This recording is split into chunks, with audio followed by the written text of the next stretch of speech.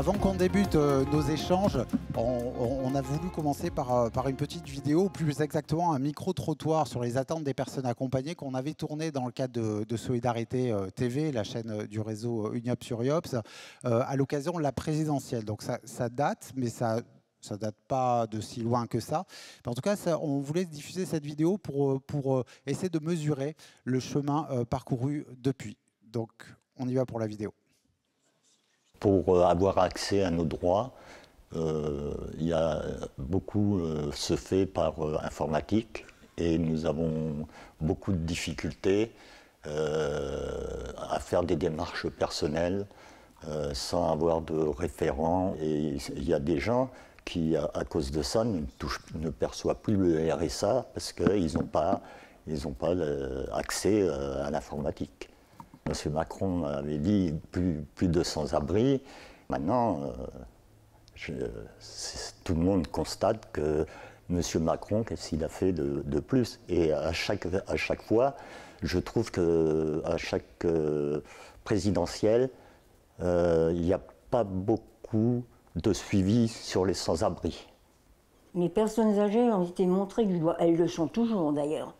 Parce que si vous passez dans certains endroits, et puis qu'il y a des personnes âgées et d'autres personnes, mais les personnes âgées, il faut qu'elles s'éloignent, vraiment pour ne pas déranger. Il faudrait plus d'accompagnement que maintenant pour les personnes âgées, pour pouvoir les sortir et les accompagner à droite et à gauche. Et qu'on leur donne de façon globale à manger midi et soir, quoi. Surtout s'ils n'ont pas eu de travail pendant longtemps et puis ils n'ont aucune ressource. On peut faire le maximum, mais les jeunes doivent comprendre qu'on fait partie de la société et c'est à eux de changer le regard. C'est surtout pas à nous, et même à nos politiques. Alors mon souhait pour la jeunesse, pour les 5 premières années, ça serait plus d'écoute, plus de bienveillance, de confiance envers nous les jeunes.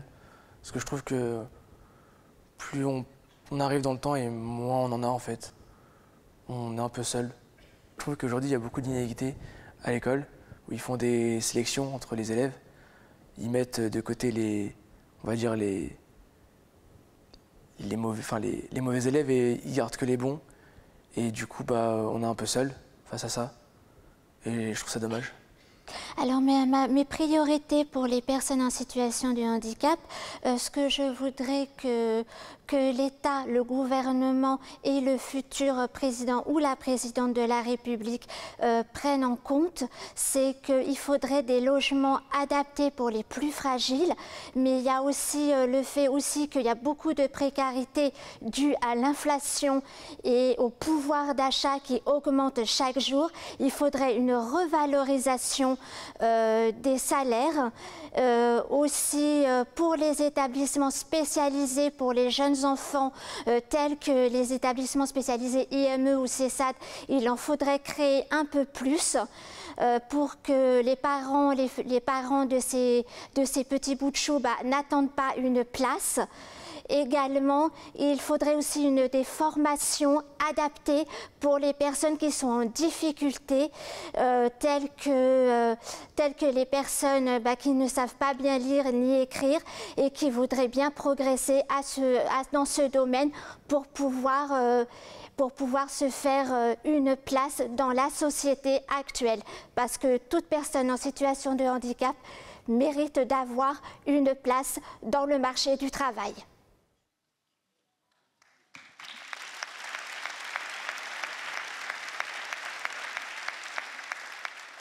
Alors déjà, je voudrais qu'on salue tous ces témoignages parce qu'en fait, quand on écoute bien, je pense que la situation, ça a été tourné au moment de l'élection présidentielle, la situation n'a pas vraiment évolué. Monsieur Vincan, est-ce que vous souhaitez réagir déjà à cette vidéo qui couvre énormément de secteurs, voire tous, voilà quasiment. Peut-être une première réaction sur cette vidéo et ensuite je vous poserai, on essaiera de faire un petit bilan de l'État et des solidarités dans notre pays. Merci beaucoup, bonjour à tous et toutes. Ma réaction, c'est, comme je le dis souvent, notamment aux membres du Conseil de l'âge, il y en a certains dans la salle et je les salue. Moi, je ne crois qu'en deux choses. La vérité des chiffres et de la statistique publique, surtout quand elles ne donnent pas que des moyennes, qui sont souvent trompeuses, mais qu'elles montrent et qu'elles éclairent les situations différenciées des personnes. Et ensuite, je crois aussi ce que les personnes expriment comme leur ressenti, leur vécu, leurs aspirations, parce que ça, on ne peut pas leur dire c'est faux. Tout comme quand on a des statistiques de qualité, on ne peut pas dire c'est faux. Et entre les deux, il y a des prises de position, des commentaires, on peut discuter, on peut débattre, mais il faut prendre en compte ces deux vérités que nous apportent effectivement les données, quand elles sont de qualité, quand elles sont précises, et ce qu'expriment les personnes. Oui, ce fameux sentiment subjectif d'exclusion, qui est d'ailleurs de plus en plus pris en compte par la recherche. On ne va pas voir ce débat-là. Si on s'intéresse justement aux chiffres très globaux, aux statistiques, en fait, aux tendances actuelles, est-ce qu'il faut se poser la question aujourd'hui de l'état de nos solidarités? Et si on se la pose, est-ce qu'il y a vraiment des secteurs, alors c'est vrai que je m'en excuse par avance, mais on a des tables rondes très courtes, donc je vais demander de résumer peut-être votre réponse, mais est-ce qu'il y a des secteurs aujourd'hui qui doivent faire l'objet d'une attention particulière dans le secteur de la solidarité?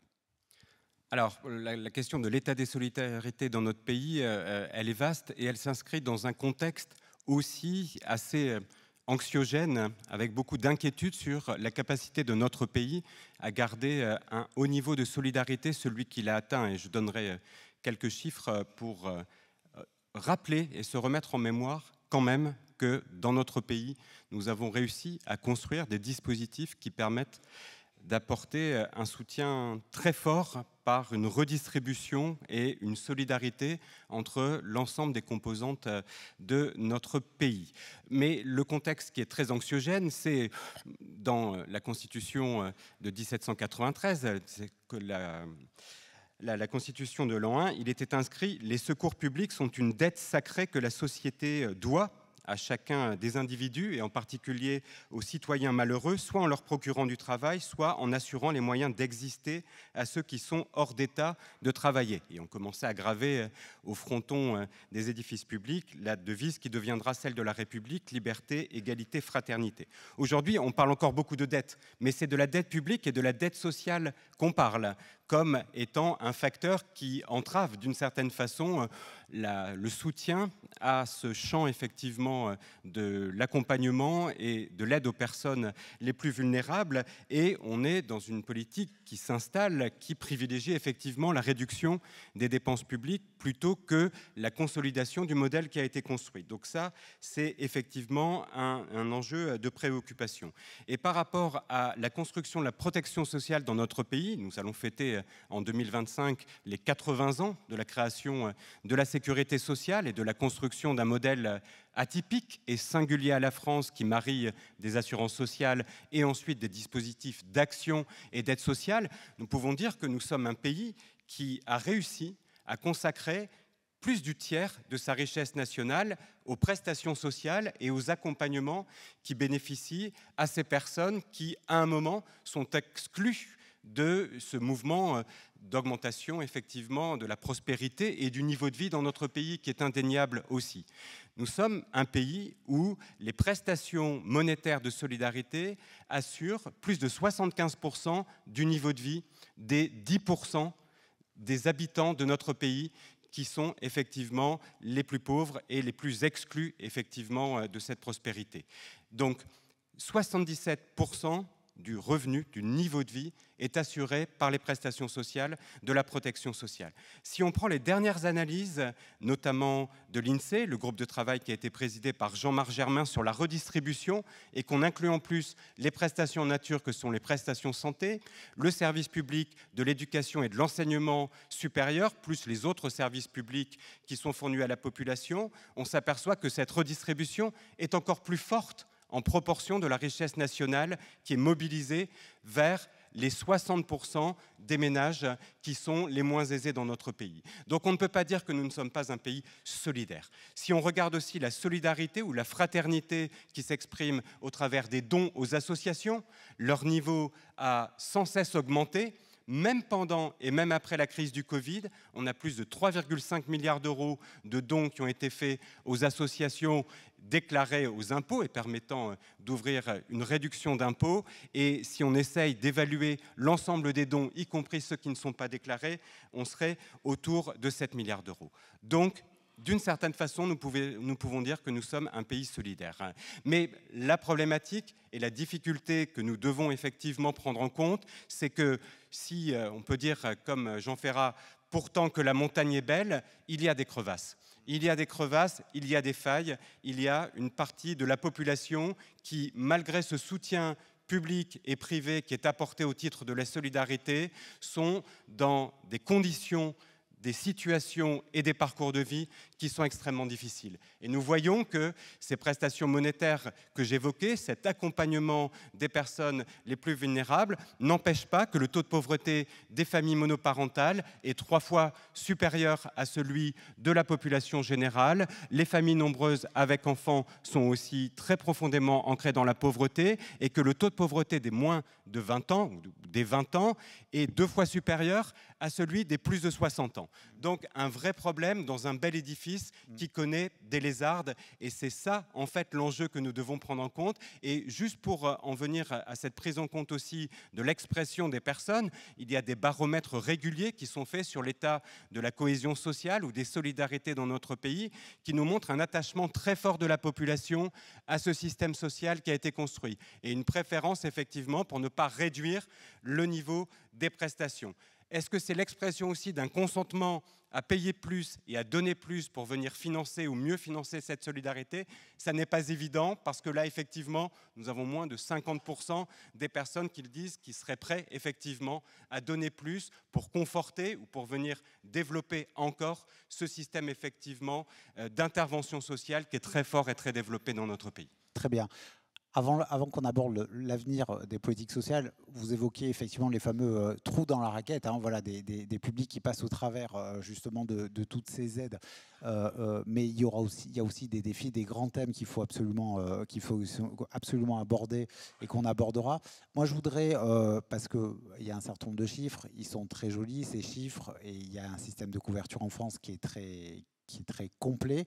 Mais moi, je voudrais faire réagir Guy quand même sur la réalité aussi. Comment expliquer, selon vous, Guy, que malgré ce système si élaboré, si complet, qui en part consacre, avec autant de sommes d'argent consacrées, eh ben, il y a toujours ce sentiment que des personnes voilà, souffrent vraiment de l'exclusion. Et voilà, comment on peut expliquer ce fameux paradoxe? Je vous laisse. Vous avez le micro là, Guy. Ouais, vous pouvez partager aussi. Bonjour à tous, déjà. Je pense que nous avons encore énormément à faire pour progresser. Évidemment, on a fait déjà beaucoup de choses. Mais nous avons encore beaucoup de progrès à faire sur une multitude de points.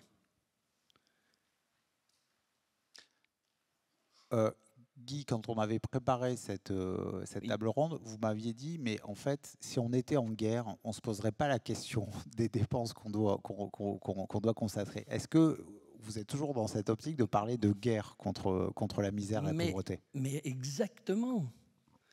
Exactement. La guerre, elle est déclarée depuis très longtemps. Beaucoup ont fait pour y pallier aux problèmes, mais les problèmes sont tellement divers et nombreux que la guerre continue. Et là, ce que je disais lorsque l'on s'est parlé, mais la guerre, si elle arrive aujourd'hui sur le territoire, est-ce qu'on la repousse et que l'on téléphone pour dire non, attendez, on la commencera demain ou après-demain ou la semaine prochaine? Absolument pas. Donc, s'il y a volonté politique, tout se passe. S'il n'y a pas volonté, eh bien, on a les difficultés que l'on rencontre tous les jours. Ouais, d'accord, ok, très bien. Je reviens sur Jean-Philippe Vinquant, cette question de la volonté politique. D'ailleurs qu'on peut aborder sur les défis à venir des politiques sociales. On s'est aperçu, sans parler de guerre, hein, que pendant la crise sanitaire, des moyens avaient été très facilement et très rapidement débloqués. Est-ce que voilà, c'est un sentiment que vous partagez aussi, que la volonté politique peut tout régler, ou c'est pas si simple?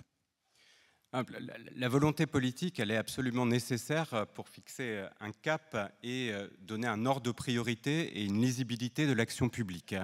Le problème, c'est qu'on a actuellement un vrai souci d'effectivité, de réalité, de matérialité effectivement, de l'accès aux droits et des accompagnements pour un certain nombre de publics. Et on va l'évoquer avec Madame Rioux. Vous allez l'évoquer, mais les travaux du Conseil de l'âge ou du HCFEA montrent par exemple que sur le pouvoir d'achat des familles, l'augmentation des prestations a été très insuffisante pour venir contrer les effets de la reprise d'une inflation forte dans notre pays. Lisez le rapport du Conseil de la famille sur ce point. Il y a une déprise du niveau effectivement d'aide qui fait que des familles se sont trouvées dans des situations de privation ou d'arbitrage très compliquées dans des budgets, vous le savez, très contraints, comme on le voit par exemple avec la hausse du recours à l'aide alimentaire et aux distributions qui sont faites par les associations ou les collectivités territoriales. Sur le champ de l'autonomie et des personnes âgées, nous savons que malgré un système qui maintenant passe par la mise en place d'un 5e risque et d'une branche de soutien à l'autonomie,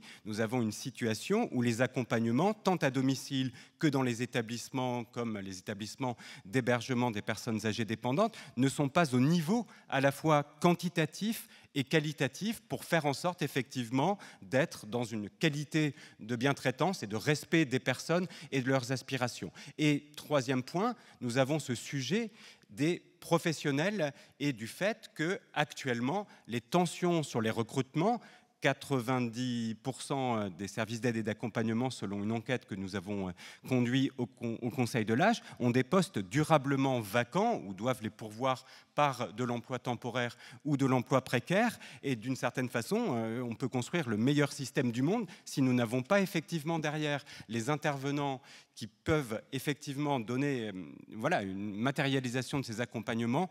On est dans des grandes problématiques. Et donc, on a le sentiment effectivement d'une sorte de système qui est à bout de souffle et pour lequel le réinvestissement passe dans certains secteurs par un réinvestissement effectivement de l'effort public et solidaire pour ces politiques. Nous l'avons chiffré sur le champ de l'autonomie, on peut le chiffrer sur le champ du handicap ou de la grande exclusion, mais qui passe aussi d'une certaine façon par une sorte de remobilisation collective dans un cadre qui doit être beaucoup plus clair et plus lisible. C'est pourquoi nous appelons par exemple de nos voeux, pensions avoir été écoutés, nous appelons de nos voeux une loi de programmation de la transition démographique et de la planification de l'adaptation réelle de la société au vieillissement dans toutes ses dimensions pour éviter cette fracture terrible qui pourrait se créer à scinder la société en fonction des âges avec des personnes âgées très isolées ou très exclues de la vie sociale dans toutes ses dimensions.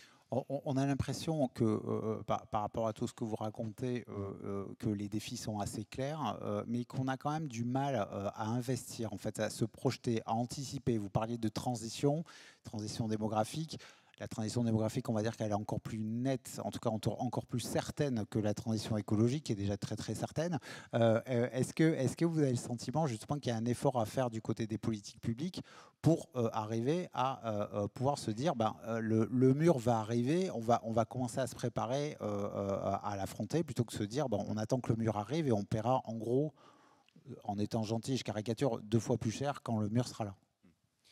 Moi, je pense, et nous l'avons exprimé au sein du Conseil de l'âge, qu'il faut avoir une vision globale des 3 transitions du XXIe siècle. Nous avons la transition démographique qui est sûre, certaine. Il n'y a rien de plus prévisible, effectivement, que ce qui est le fruit de la démographie passée. Nous connaissons cette augmentation très forte du nombre de personnes âgées et très âgées que nous allons connaître dans les années 2030-2040. Il faut s'y préparer. Mais nous avons aussi la transition écologique qui va venir impacter l'ensemble des domaines de la vie de notre société, mais plus particulièrement les ménages les plus pauvres et les ménages les plus vulnérables. Et troisième transition, nous avons la transition numérique et celle de l'intelligence artificielle qui représente à la fois des opportunités et le risque aussi d'avoir des destructions d'emplois dans le secteur, par exemple, de l'accompagnement, à partir du moment où on dit vous ferez vos démarches en ligne et vous n'avez plus besoin, effectivement, d'avoir un rendez-vous avec un travailleur social ou un conseiller de la caisse des allocations familiales. Mais il y aurait une façon peut-être plus intelligente de combiner, effectivement, ces trois transitions. Nous en avons donné un exemple au Conseil de l'âge. Si nous réfléchissons à l'habitat futur des seniors ou des personnes âgées vulnérables et que nous pensons habitat inclusif, partagé, regroupé, reconquérant les centres-villes ou les alentours des bourgs-centres dont les jeunes actifs fuient plutôt effectivement voilà, les appartements pour aller vivre plus dans les zones périurbaines. Si nous pensons que le numérique peut aider à sécuriser, à faire de la prévention au domicile des personnes, réduisant le besoin d'intervention humaine juste pour la levée de doutes, permettant de consacrer les interventions humaines à la rupture de l'isolement, à l'accompagnement des personnes dans leurs besoins de la vie quotidienne, non seulement dans le domicile, mais aussi, comme ça a été dit par une des intervenantes dans la vidéo, aider les personnes à sortir, recréer du lien social. Il y a des façons intelligentes d'essayer de conjuguer ces trois transitions. Mais il faut vraiment planifier tout ça et l'inscrire dans un cadre de 30, 40 ans où tout le monde a le temps, effectivement, de se mettre dans cette direction qui permettrait effectivement de gérer le choc de ces transitions. Ça renvoie à cette question de la visibilité des politiques publiques, des politiques sociales. Guy, je vous ai vu prendre votre micro, ça veut dire que vous voulez parler, allez-y, sur cette question d'anticiper justement les situations d'exclusion à venir. Justement, dans cette anticipation, le lien se dilue actuellement, mais c'est un lien très important au niveau des amitiés, au niveau de la famille, à tout niveau et dans toutes les possibilités, il faut conserver ce lien. Parce que font les personnes qui sont devant un ordinateur? Elles sont en détresse. Elles regardent l'ordinateur, elles parlent évidemment avec quelqu'un. Seulement, elle parle avec personne. Il y a des personnes, là où j'habite, il y a des personnes qui sont heureux de rester 5 minutes dans le couloir pour parler quand je passe. Ce sont les 5 minutes de la journée. Tout le monde s'en aperçoit. Chacun, dans son environnement, peut s'en apercevoir. Mais non, on continue de délier le lien, alors que le lien est très, très important. Très bien. Je pense qu'on peut applaudir Guy sur cette dernière observation. Parce qu'il a très bien résumé un grand nombre de la problématique des politiques sociales. Je voudrais qu'on évoque, Monsieur Vincent avait un peu à caresser le sujet, mais je voudrais maintenant qu'on l'attaque en profondeur sur ce fameux décalage entre les droits affichés et les droits effectifs. C'est une des problématiques françaises. Beaucoup de droits, beaucoup de lois qui, chaque année, et après un problème pour les rendre effectifs. Alors, Cécile Rioux, dans quel domaine des solidarités ce décalage entre les droits affichés et les droits effectifs est le plus important, déjà pour commencer? Alors, à la Commission nationale consultative des droits de l'homme, nous travaillons sur l'ensemble du champ des droits de l'homme, que ce soit les droits civils et politiques ou les droits économiques, sociaux et culturels. Et effectivement, comme vous le dites, il y a une constante en matière de non-effectivité des droits. Et pour mettre un peu en lumière cet état de fait, on a l'habitude de reprendre la formule qui est très souvent hésitée, qui veut que la France soit le pays des droits de l'homme. Et nous, à la CNCDH, on dit la France est le pays des déclarations des droits de l'homme, que ce soit la Déclaration des droits de l'homme et du citoyen de 1789 ou la Déclaration universelle des droits de l'homme de 1948. Donc on est le pays des déclarations, on est le pays où on proclame les droits, où on met en place des législations, des dispositifs, mais après, qu'en est-il concrètement sur le terrain de l'effectivité de ces droits que nous avons proclamés? Et bien souvent, on constate qu'il y a un décalage entre la proclamation et l'effectivité. Et donc pour... Je crois que le constat est partagé là, par la salle. Peut-être que pour illustrer ce décalage, on peut prendre deux domaines plus particulièrement. Le premier, c'est la question du RSA, du revenu de solidarité active. Et dans un rapport de 2022, la Cour des comptes soulignait que le RSA bénéficie insuffisamment aux personnes auxquelles il est destiné. Et la Cour reprenait le taux de couverture du RSA.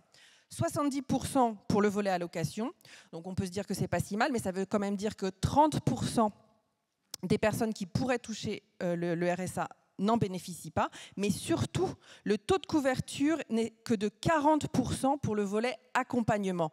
Or, le volet accompagnement est sans doute la plus-value du dispositif, puisque c'est ce volet accompagnement qui doit permettre aux personnes de devenir plus autonomes et de retourner vers l'emploi et vers l'autonomie. Or, c'est aussi cet aspect, ce volet du dispositif qui est le plus complexe et qui sans doute demande le plus d'investissement financier et humain. Autre domaine dans lequel on peut noter ce décalage entre proclamation et effectivité, c'est le domaine du logement. Et c'est un domaine sur lequel nous avons travaillé récemment à la CNCDH et on a remis un avis sur le droit au logement la semaine dernière. Alors sur le papier, la France est un pays exemplaire. On est même parfois précurseur dans le domaine. L'accès au logement est reconnu comme un droit fondamental depuis 1982. Le droit d'accéder à un logement décent est un objectif constitutionnel depuis 1990. Et le droit au logement est un droit opposable depuis 2007. On ne compte plus dans le domaine les lois, les décrets, les plans, les stratégies nationales. Et pourtant, on ne parvient pas à résoudre tous les problèmes posés par le mal-logement. Et à ce titre, les chiffres sont éloquents, mais je pense que vous les connaissez mieux que moi. 1,1 million de personnes privées de logement personnel, 2,8 millions de personnes privées d'accès à l'eau, au sanitaire ou à un coin cuisine, ou qui font l'objet d'un surpeuplement accentué, surpeuplement qui a des conséquences en termes de santé et de vie de famille. Et enfin, 12,1 millions de personnes fragilisées par rapport au logement, que ce soit en termes de précarité énergétique, de logement inadapté pour les personnes en situation de handicap, ou enfin un taux d'effort financier qui est beaucoup trop important pour les ménages. Très bien. Alors, ces chiffres sont assez effectivement éloquents et encore on ne s'intéresse qu'à 2 domaines, donc j'imagine qu'il y a d'autres domaines sur lesquels on pourrait retomber sur des éclairages similaires. Comment on explique ce fameux décalage entre ces droits affichés, ces déclarations affichées, ces droits proclamés et la réalité des droits? Alors la question est très vaste, hein, j'en suis conscient, et voilà, et je vais essayer de faire réagir aussi Jean-Philippe Vinquant sur les raisons, ainsi que Guy, s'il souhaite prendre la parole. Je vous laisse parler. Alors, à la CNCDH, on va identifier 2 types de raisons. Et le premier type de raison a déjà été évoqué, c'est la question de la volonté politique. Et c'est des raisons qui relèvent plus du politique et des autorités publiques. Et on constate que les autorités publiques peuvent parfois, souvent, faire défaut en termes de volonté. Ce manque de volonté se traduit par une non-allocation de moyens financiers ou humains au dispositif prévu, ou alors une allocation insuffisante, et donc les dispositifs fonctionnent mal. Il peut aussi y avoir des obstacles législatifs ou des obstacles juridiques, des lois pas très bien ficelées qui du coup sont difficiles à mettre en œuvre, ou alors, et c'est assez souvent le cas, des décrets d'application de lois qui ne sont pas publiés ou qui sont publiés tardivement. Et un des derniers exemples en date, c'est la loi Taquet de 2022 sur la protection de l'enfance, dont les décrets d'application ont été publiés très récemment, au début de l'année 2024. D'accord, très bien. Jean-Philippe Vinquant, est-ce que justement sur les raisons de ce décalage entre droit affiché et droit effectif, il y a aussi, on parle souvent du millefeuille français, c'est-à-dire qu'on crée du dispositif, on ne l'évalue pas forcément, mais on en crée un nouveau et on n'a pas évalué le précédent, etc. Est-ce que ça peut expliquer, est-ce que ça peut être une des raisons aussi, cette espèce d'inflation de dispositifs qui explique aussi la difficulté à rendre les droits inscrits dans la loi véritablement effectifs pour tout le monde? Oui, ça joue bien sûr, parce qu'on voit qu'on a du non-recours et des personnes qui ne bénéficient pas de droits auxquels ils pourraient, dont ils pourraient bénéficier pour des problèmes d'accès à l'information, d'accès à une information simple. Les aides ne sont pas connues, en fait. Et compréhensibles. Les aides ne sont pas toujours connues.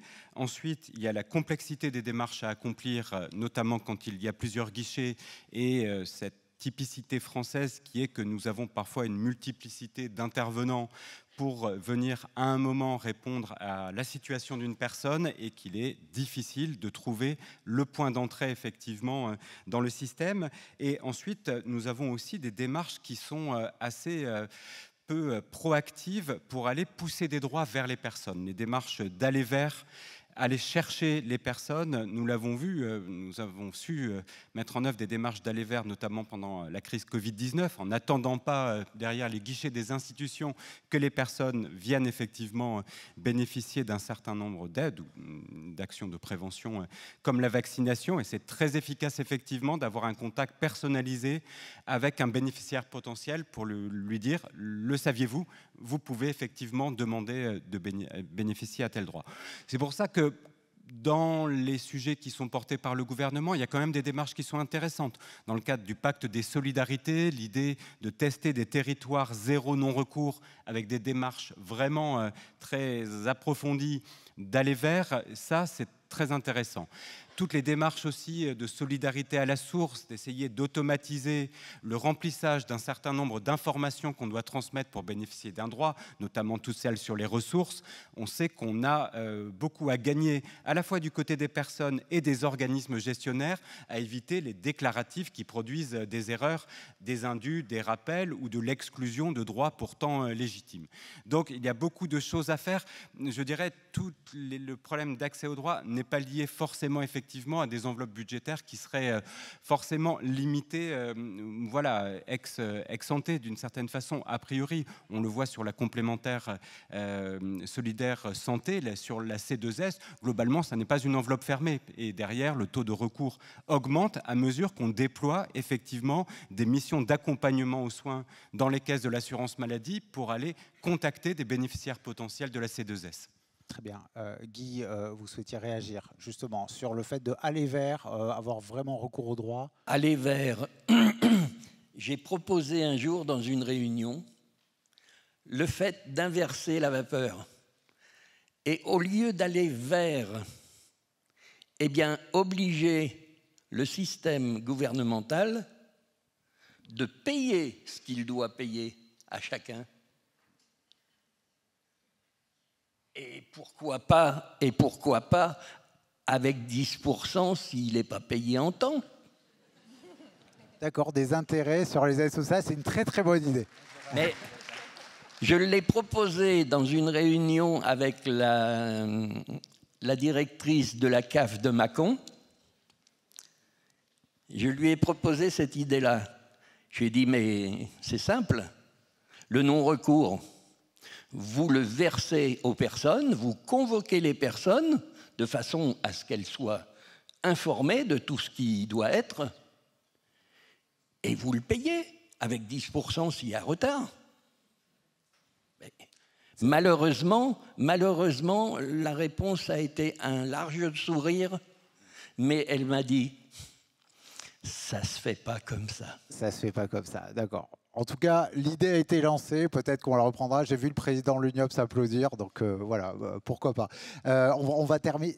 Oui, bien sûr. Si vous me permettez, oui, je bien voudrais revenir sur le terme non-recours, qui est donc d'un usage bien établi aujourd'hui. Mais à la CNCDH, on considère qu'il n'est pas sans poser quelques questions, parce qu'en fait, parler de non-recours, c'est en quelque sorte imputer la responsabilité aux bénéficiaires du droit du fait qu'ils n'en disposent pas, alors que la responsabilité, elle doit sans doute avant tout être imputée aux organisations et aux dispositifs qui, comme l'a dit monsieur, sont complexes, peu lisibles et que l'information est peu accessible. Voilà. Très bien, merci de cette précision. Ça rejoint effectivement ce que nous disait, Exactement. Ce que nous disait Guy. Peut-être pour terminer cet échange, moi je voulais peut-être qu'on s'intéresse aux conséquences en fait, de ce décalage entre droit effectif et droit réel. Il y a effectivement les conséquences pour les personnes accompagnées avec de vraies conséquences sociales, mais est-ce que plus globalement, c'est susceptible aussi de contribuer à creuser, enfin une certaine... à ce que s'instaure un certain décalage entre je vais utiliser les grands mots, entre les promesses de la République et la réalité de la situation des gens, et donc un effet de désadhésion peut-être de la société française aux valeurs qui sont effectivement affichées. Oui, effectivement, c'est ce que nous, on constate et c'est ce qu'on essaye de faire passer. Le décalage entre des droits proclamés et l'effectivité de ces droits, en fait, marque l'échec de la mise en œuvre des politiques publiques et a tendance à accentuer la dégradation des services publics. Dès lors, assurer l'effectivité de ces droits, c'est assurer l'effectivité des politiques publiques et assurer la cohésion sociale. Parce que si les titulaires de droits, les personnes accompagnées, ne peuvent pas bénéficier effectivement de leurs droits, si l'accès est rendu difficile, alors ces personnes se retrouvent dans des situations de stigmatisation, d'exclusion, en même temps qu'elles ont le sentiment d'être abandonnées par l'État. Et c'est ça qui est terrible, c'est le sentiment d'abandon qui peut conduire à une rupture sociale et à un abandon de la citoyenneté. Et alors, c'est la cohésion sociale, la cohésion de la société qui est remise en question. Moi, je pense aux dernières années, aux mobilisations qu'on a pu voir fleurir, que ce soit la mobilisation des Gilets jaunes ou plus récemment les émeutes dans certaines villes de France après la mort de Naël. On a des mobilisations qui sont très différentes, des moyens d'expression qui sont très différents, des populations qui sont différentes, mais parmi les causes complexe de ces soulèvements, de ces mobilisations, est-ce qu'il n'y a pas à la source le fait que les personnes ont un sentiment de relégation parce qu'elles ont un défaut d'accès aux droits, parce qu'elles ont le sentiment qu'elles ne bénéficient pas de ce à quoi elles ont le droit. Et voilà, c'est sans doute une question qu'il faut se poser. Alors, on nous oppose souvent à la... Pardon, je vais essayer de faire vite. On nous oppose souvent à la CNCDH la question du coût des politiques d'accès aux droits et d'effectivité des droits. Mais je crois que la question est en fait un peu plus complexe et les économistes eux-mêmes soulignent à quel point le calcul peut être délicat, car il ne faut pas sous-estimer le coût social, financier du non-accès aux droits et des discriminations. Et par ailleurs, plus on va aider les personnes à gagner en autonomie, plus on va aider les personnes, plus elles vont gagner en autonomie et plus elles vont retrouver une capacité et plus elles vont retourner vers l'emploi, vers la contribution à la société. Donc finalement, voilà, où est le coût réel de la non-effectivité ? Très bien. Le coût réel est beaucoup plus lourd lorsque l'on ne fait pas que lorsque l'on fait. Ouais, tout à fait. Faire, c'est supprimer des difficultés pour tout le monde. Ouais, tout à fait. Alors, on appelle une politique d'investissement social. Exactement. Peut-être, Jean-Philippe Vinquant, un dernier mot pour conclure cette table ronde. Je suis désolé, on est allé un peu au galop. Vous aviez, je vois vos papiers, vous aviez beaucoup plus de choses à dire. On est allé un peu vite, mais peut-être quelques mots justement sur ce qui est intéressant sur cet effet du non-recours, sur la cohésion sociale, sur le fait de ne plus se sentir quelque part appartenir à une communauté parce que nos droits ne sont pas respectés. Ça renvoie aussi à l'effectivité des services publics. Hein. Dans certains territoires, les services publics sont très fragilisés. Et les gens ont le sentiment d'être relégués à cause de ça. Qu'est-ce qu'on peut en dire et peut-être votre intervention servira de conclusion à notre table ronde.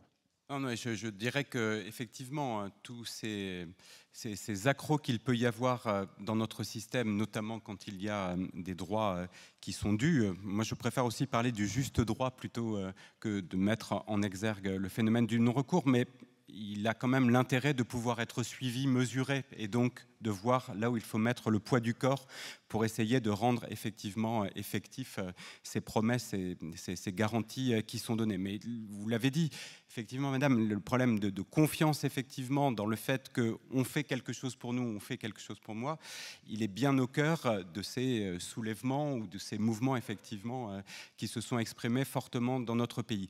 Après, je dirais que ces problèmes aussi d'effectivité, ils mettent en difficulté les associations qui accompagnent les personnes. C'est-à-dire que quand on est dans des difficultés, effectivement, pour les associations, de faire en sorte, effectivement, que quand les pouvoirs publics leur confient une partie des accompagnements, des interventions, quand elles n'ont pas les moyens de les mettre en œuvre, voilà, l'accompagnement, parfois, il est rompu parce qu'un travailleur social dans une association ou une collectivité territoriale a 80, 100, 150 personnes à suivre et qu'elle ne va pas pouvoir, effectivement, s'occuper comme elle le voudrait de la personne, d'autant que le niveau d'exigence est devenu beaucoup plus fort vis-à-vis des pouvoirs publics et de tous les intervenants sociaux, de par ce changement de paradigme qui est l'autodétermination des personnes, le renforcement de la capacité d'agir, la prise en compte des aspirations et des volontés des personnes, la co-construction d'un projet de vie avec ces personnes.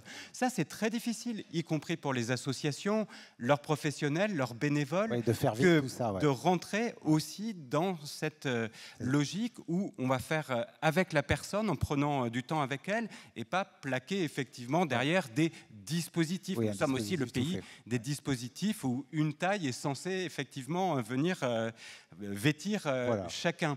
Et donc toute cette individualisation, elle demande aussi beaucoup de travail et des moyens humains qui sont importants. Et je crois que les associations sont actuellement parfois en difficulté pour satisfaire un peu à l'injonction des pouvoirs publics qui est on fait une transformation de l'offre, on évolue effectivement dans les pratiques professionnelles quand elles ne se sentent pas outillés pour pouvoir le faire, ou financer au niveau d'exigence effectivement et de professionnalisme de ces nouvelles interventions beaucoup plus exigeantes, demandeuses de temps, d'attention effectivement à la personne accompagnée, à sa parole, à ses aspirations.